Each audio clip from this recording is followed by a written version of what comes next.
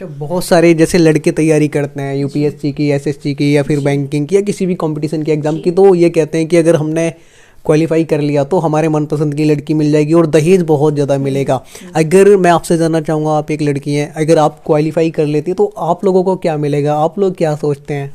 जी देखिए, इसको थोड़ा सा विरोधात्मक मत कहिएगा लड़कों के प्रति, लेकिन मैंने अपने पापा से बोला है कि आप दहेज की चिंता 1 रुपए की मत करना, 8 आना भी बचा के मत रखना। या तो क्लियर करेंगे या तो कुछ भी कर लेंगे, लेकिन आपको चिंता करने की ज़रूरत नहीं है। और रही बात, ये हम सूरतें नहीं देखते, हम सीरतें देखते हैं। जिसका विचार मेरे से मिलेगा, मुझे दहेज से, मुझे पैसों को तो हम जूती समझे हैं। पैसों की मेरे नज़रिए में कीमत सिर्फ मेरे बाप के पैसों की होती है, जो मुझे देता है मेहनत से कमा के, मैं उसकी इज्जत बहुत करती हूँ। लेकिन रही बात लड़कों की, तो ऐसे रसीद काट के अच्छी सूरतों वालों को डिलीट कर देंगे अपने उससे। मतलब सूरतें नहीं मायने रखती, सीरतें जो मेरे विचारों का सम्मान करे, मुझे मानसिक रूप से सुदृढ़ता प्रदान करे, जो मैं सोचती हूँ नारीवाद या महिलाओं का उत्थान के प्रति, उसके प्रति भी उसका नज़रिया अच्छा रहे, मैं ऐसे ही पुरुषों को थोड़ा सा महत्व देती हूँ। बाकी मेरे मन में दहेज के प्रति तो बहुत ही ज़्यादा कुंठा है, क्योंकि एक पिता ही जान सकता है कि दहेज क्या चीज़ होती है। उसके मन से कभी पूछिए कि मतलब दहेज देने में उसको कितनी तकलीफ होती है।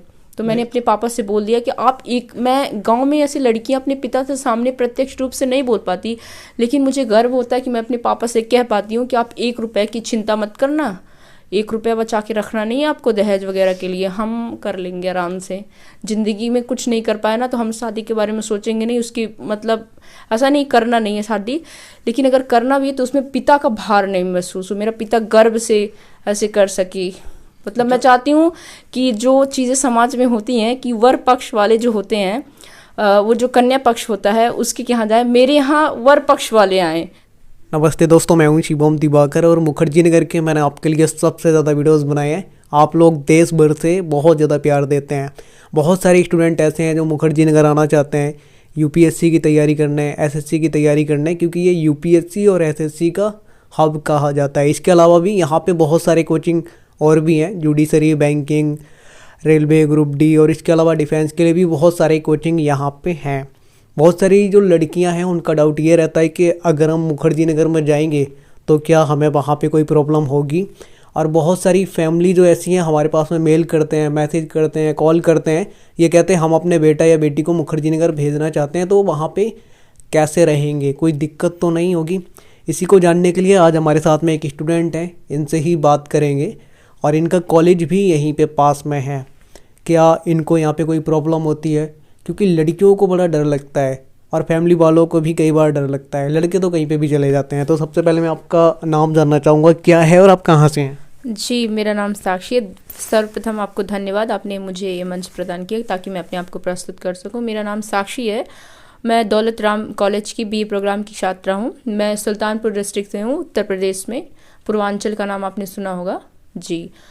तो मैं बता रही हूँ मुखर्जी नगर आना। जी देखिए, इसमें ये तो बड़ी उपलब्धि है ही कि आप दिल्ली यूनिवर्सिटी में पढ़ते हैं या चीज़ों को।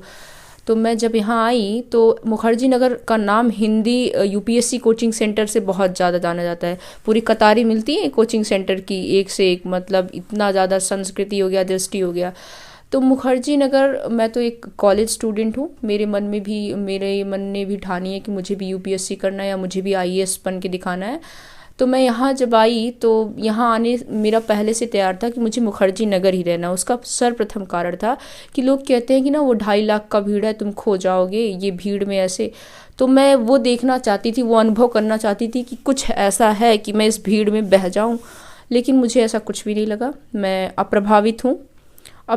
उसके बहुत से कारण हो सकते हैं। मुझे सकारात्मकता या प्रेरणा भी बहुत लोग से मिली। मैंने देखा है बच्चों को 10-10, 12-12 घंटे, 13 घंटे पढ़ते हुए।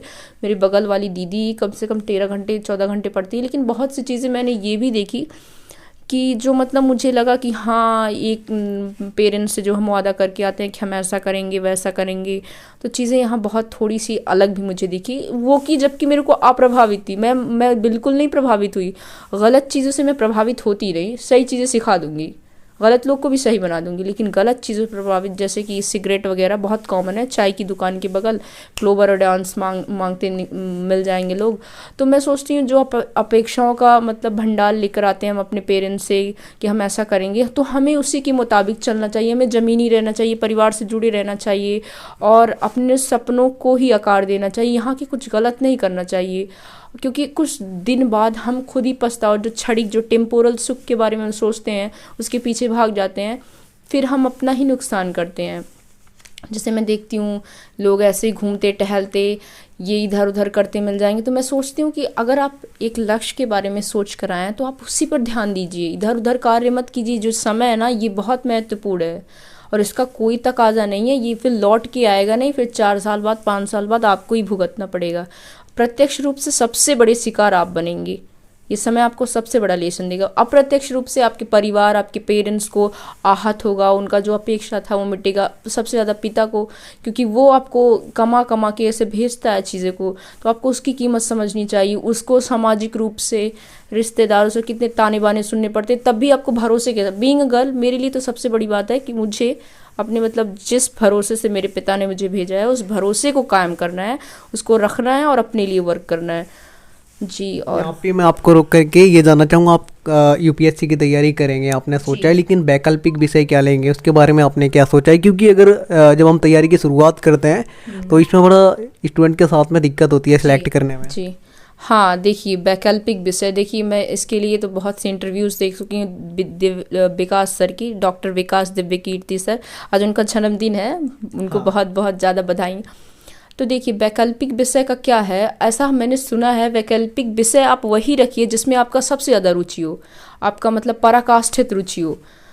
तो मेरे लिए तो पॉलिटिकल साइंस हमेशा ही एक मतलब वो केंद्र, रुचि का केंद्र रहा है। पॉलिटिकल साइंस इसलिए क्योंकि मैंने अपने 10वीं 10वीं 9वीं या जो भी है पॉलिटिकल साइंस, आप जान लीजिए मेरे यूपीएससी में आने या मेरा आईएएस के बारे में सोचने का ही एक जरिया है। मैंने इसीलिए सोचा कि मुझे पॉलिटिकल साइंस ही पढ़ना, मेरा इंटरेस्ट जो, मेरा रुचि, मेरी जो आक्रपटुता है या चीज़ें जो हैं उसी की वजह से डेवलप हो पाई। तो मेरा राजनीति में बहुत ज़्यादा इंटरेस्ट है, तो मेरे लिए तो अभी तक पॉलिटिकल साइंस को मैंने सोचा है कि मैं उसको वैकल्पिक विषय, बाकी तमाम इधर उधर से जितने भी सोर्सेस हैं, रिसोर्सेस हैं, जानकारी प्राप्त करने के बाद मैं एक निर्णय पे पहुंचूंगी। मतलब मैं दूरदर्शिता को थोड़ा वो ध्यान में रख के कहना चाहती हूँ, मैं थोड़ा समय लूँगी। बाकी तो अभी तो फ़िलहाल समकालीन समय में जो मेरा मन है वो तो सिर्फ अभी पॉलिटिकल साइंस के बारे में ही है। जब फ्यूचर में आपने ये भी सोचा है कि अगर आईएएस की हम पूरी कोशिश करेंगे यूपीएससी क्रैक करने की, सबसे बड़ी परीक्षाओं में से एक होती है, अगर नहीं हो पाई है तो क्या आपने कोई बी प्लान भी रखा हुआ है कि मुझे नेता बनना है?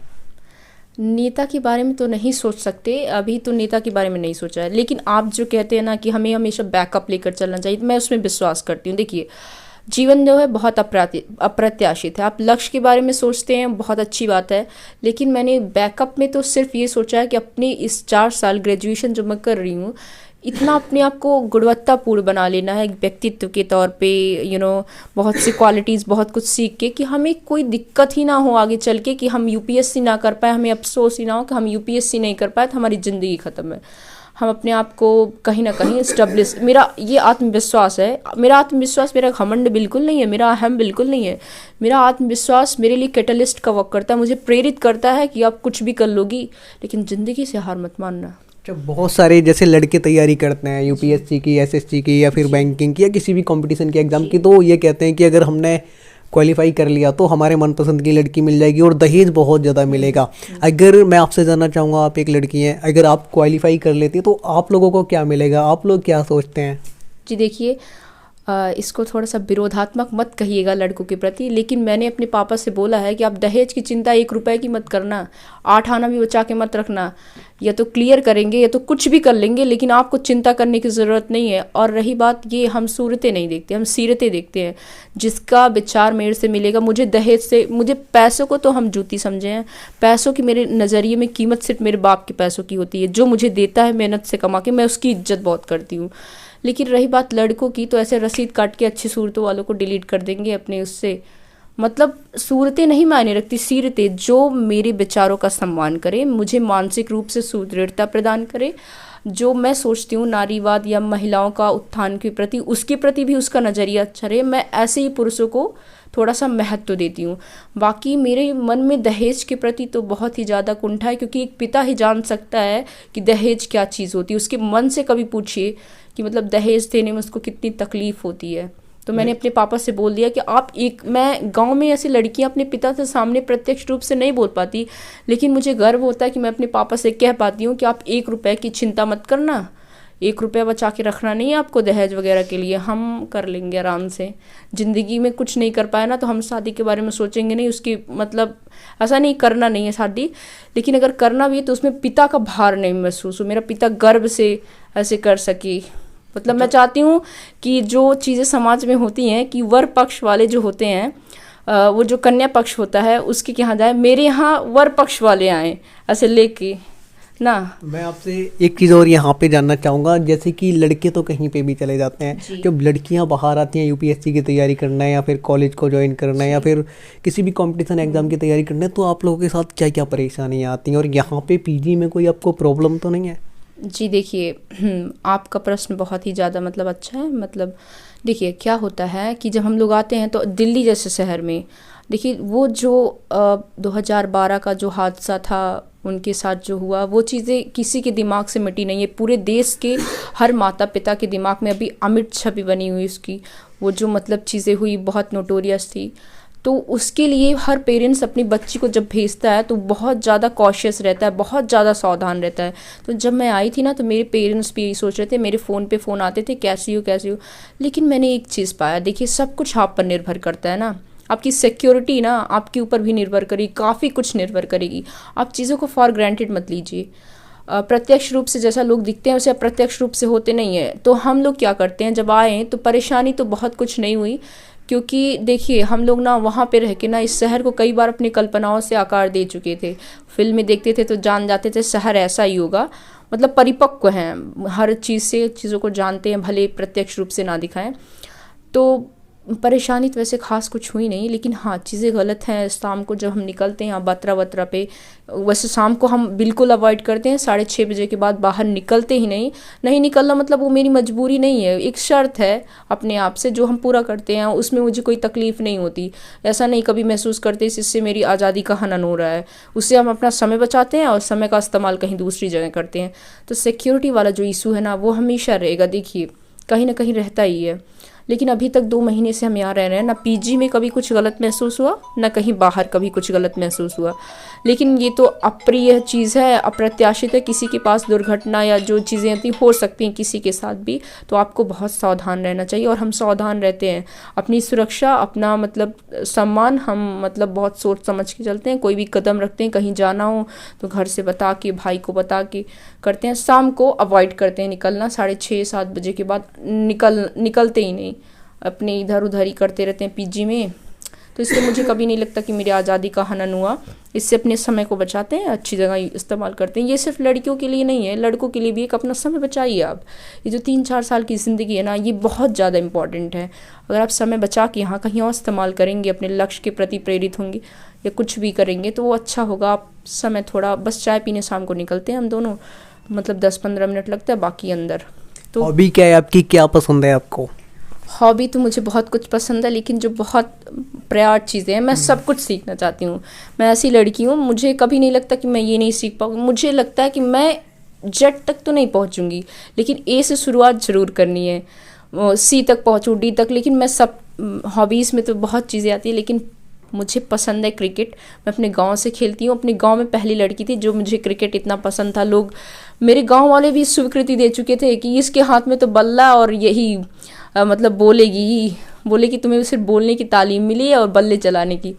तो मैं मतलब खेलती हूँ क्रिकेट, मैंने बैट भी रखा है अपने कमरे में। तो दिन में यहाँ पे भी खेलते हो क्या? जी, कॉलेज में खेलते हैं। हमारे पास बहुत बड़ा ग्राउंड है और हमारे टीचर्स वगैरह भी प्रेरित करते हैं। हमारे टीचर्स फिजिकल एजुकेशन के टीचर हैं, वो बहुत प्रेरित करते हैं आप लोग खेलिए। तो हम खेलते हैं, वहाँ पे किसी प्रकार का रोक टोक नहीं रहता। लेकिन गाँव में थोड़ा रोक टोक रहता था, जो सामाजिक रूप से रूढ़िवादिता बसी हुई दिमाग में वो जाती नहीं है। तो उसको भी निकालना है। मेरा काम है कि ये जो रूढ़िवादिता बच्ची है जो बाधक बन रही है हमारे उत्थान में, हम उसको भी निकाल के फेंकेंगे। ये सब चीज़ें रहनी नहीं चाहिए। यहाँ पे मम्मी पापा को क्या कहना चाहेंगे? क्या आपकी अच्छे से स्टडी हो पा रही है सर्दी के टाइम में? देखिए, सर्दियाँ हमारा जो पढ़ने का जुनून है, जज्बा है, सर्दियों का मोहताज नहीं। अगर हम पढ़ना चाहें तो हम 0 डिग्री सेल्सियस में पढ़ेंगे। वो तो आपके ऊपर निर्भर करता है आप पढ़ना चाहते कि नहीं। मम्मी पापा के लिए तो हम अपने पापा को बहुत ज़्यादा वो समझते हैं। हमारे पापा ने हमारे यहाँ आने के लिए, जहाँ लड़कियों को रिश्तेदारों के घर जाने में इजाज़त लेनी पड़ती है, हमारे पापा ने सिर्फ हमसे एक बार पूछा कहाँ पढ़ना चाहती हो। हमने सीधे बोला कि हम दिल्ली यूनिवर्सिटी जाएंगे या तो टिस जाएंगे, Tata institute of social sciences Mumbai. तो उन्होंने दिल्ली का टिकट बुक करवा दिया, पैसे वैसे सब एकदम। तो मेरे पापा ने हमको हमेशा ना आगे रखा, हमेशा वो चूल्हे के ईंधन या गैस के सिवाय, रोटियां बनाने के सिवाय मुझे कलम को हमेशा प्राथमिकता देने को कही। तो जो मेरे पापा ने ये कलम को प्राथमिकता, तो वो शायद मेरे जुनून में बस गया कि कलम से बहुत कुछ हो सकता है। एक लड़की के तौर पे मैं सब सीखना चाहती हूँ, लेकिन कुछ कह रहे थे आप, बताइए। लेकिन कलम जो है ना, उसका अलग ही धाक होता है, जो आवाज़ होता है, जो दम होता है ना, उससे पूरी दुनिया बदल सकती है।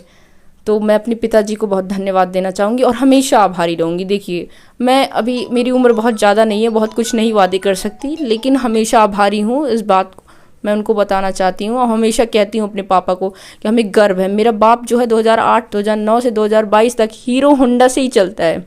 अच्छा खासी कमाता है मेरे पापा, लेकिन हीरो भी अलग हो गया, होंडा भी अलग है, लेकिन उसको देखो वो सबको एकजुट किए, हीरो होंडा से ही चलेगा।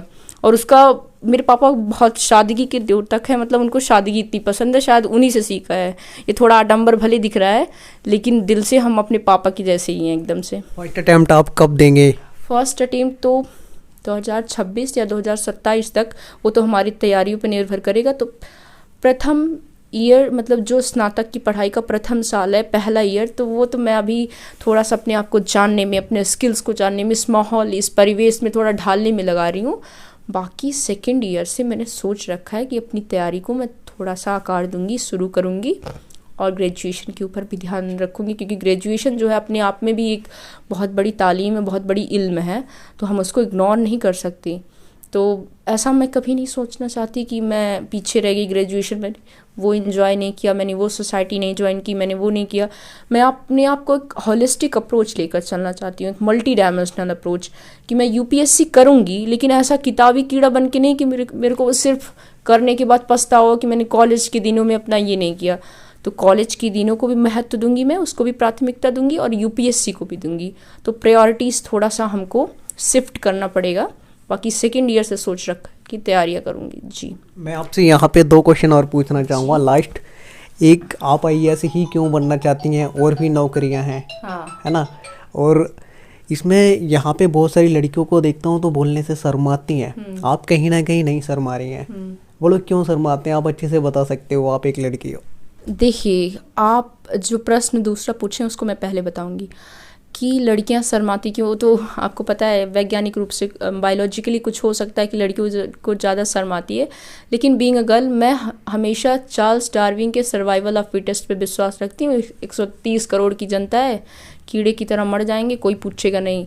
अपने आप को आगे रखना है ना, तो अपनी आवाज़ को हमेशा खुद ही दम दिखाओ कि हम हैं, हमारे अंदर काबिलियत है, एकदम मतलब खड़े रहो कि हाँ अडिग हैं, और अपने आप को हमेशा आगे, क्योंकि कोई पूछने वाला नहीं है। ये जो युवा का जोश है, ये जुनून है ना, ये हमेशा आगे रखो। हम काबिल हैं, हम कर सकते हैं, आत्मविश्वास जताओ, वरना आप कितने पीछे चले जाओगे इस भीड़ में ना, आपको पता ही नहीं चलेगा। लड़कियां शर्माती हैं, मेरी उनसे ये आग्रह, शर्माओ नहीं, जो भी आता है आप अपने आप समक्ष रखो। आपको बता दूं, मैं बहुत जर्रा जैसा ज्ञान रखती हूँ अंदर से, लेकिन मैं अपने आप को पहाड़ जैसा सामने से एग्जिबिट करती हूँ, प्रदर्शित करती हूँ, क्योंकि इसलिए कि मैं पहचान पा सकूँ, मैं नाम पा सकूँ। और मतलब पहचान और नाम मानो इसीलिए जीता है कि अपनी ज़िंदगी में एक एम बना के एक लक्ष्य को प्राप्त करे और दुनिया को दिखाए कि मैं कुछ हूँ। तो मैं अपनी अस्तित्व को मतलब ऐसा काबिज करना चाहती हूँ कि मुझसे लोग सीख सकें।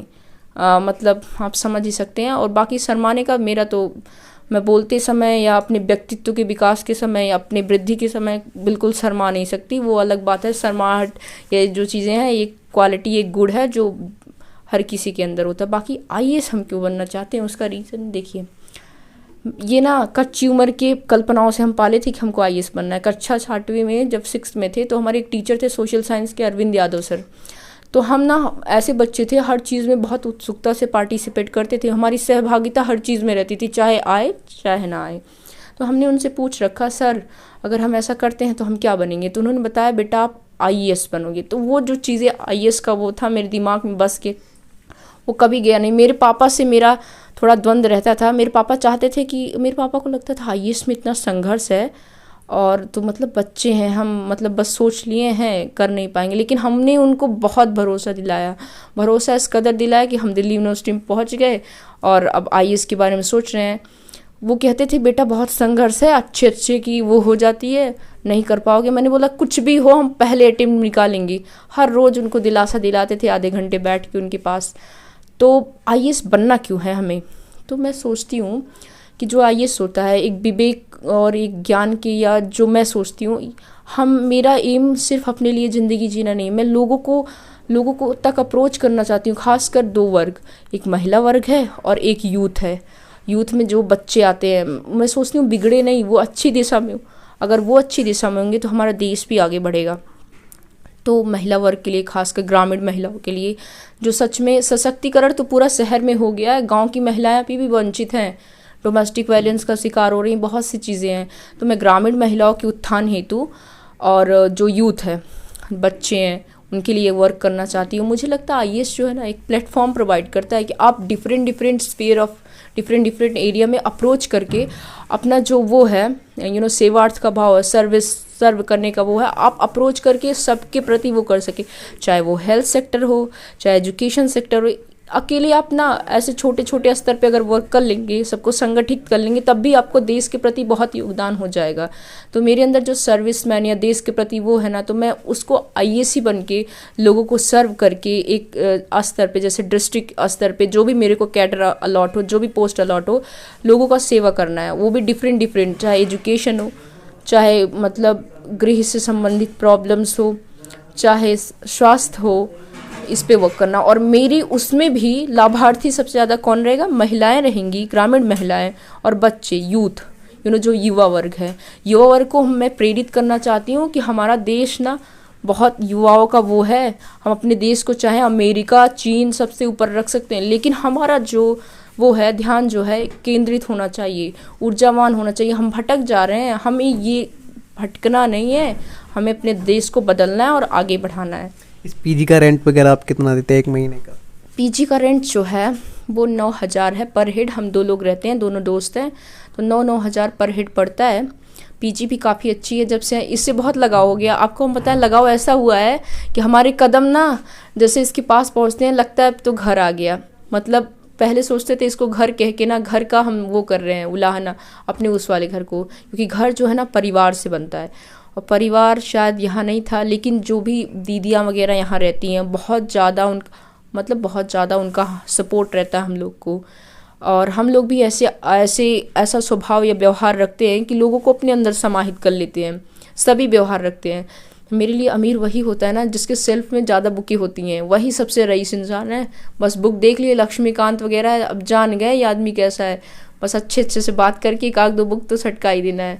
ऐसा पीजी बहुत अच्छा है, खाना वगैरह भी अच्छा है। कॉलेज अगर आप यहाँ से जाते हैं तो कितना टाइम लगता है आने जाने में? जाने में कॉलेज तो 15 मिनट, अगर सवारी अच्छे से मिल जा रही है। 5 रुपए वाली टैक्सी बत्रा से पकड़ते हैं, जीटीबी पहुँचते हैं, जीटीबी से डीटीसी बस। फिर आने में भी वही समय 15-20 मिनट लगता है, क्योंकि रास्ते में रुकना तभी रहता है जब कोई काम रहता है। अदरवाइज़ हम घूमते नहीं। बाज़ार से गुजरता हूँ लेकिन तलबगार नहीं हूँ, बच्चन जी की ये है। और इस जो हम स्टूडेंट है ना, हमें बाज़ार का तलबगार बनना भी नहीं चाहिए, नहीं तो अपने बाप को ही बेच खाएंगे हम। क्या क्या खरीदेंगे, कल से प्यूमा क्या क्या ही इच्छाएं आदमी की बढ़ती हैं, अपनी ज़रूरतों के हिसाब से चलिए। मेरा यही मानना है। दोस्तों आज हम तान्या पीजी में थे और एक स्टूडेंट हैं, ये यूपीएससी की तैयारी अपनी शुरुआत करने जा रही हैं। इनके लिए हमारी ढेर सारी शुभकामनाएं। बाकी का आज तक हमने जितने भी वीडियोस बनाए हैं उन सब से ये वीडियो आपको अलग देखने को मिलेगा। आप ज़्यादा से ज़्यादा कमेंट कीजिए कि हम क्या पूछना भूल गए हैं। अगर आपको ऐसा लगता है कि हम कुछ पूछना भूल गए हैं तो आप लिखना बिल्कुल भी मत भूलिए। आपके कमेंट्स आदर आमंत्रित हैं। मिलते हैं आपसे किसी और वीडियो में। आप भी पढ़ते रहिए, आगे बढ़ते रहिए। ये वीडियो देखने के लिए आपका बेहद शुक्रिया। ठीक है।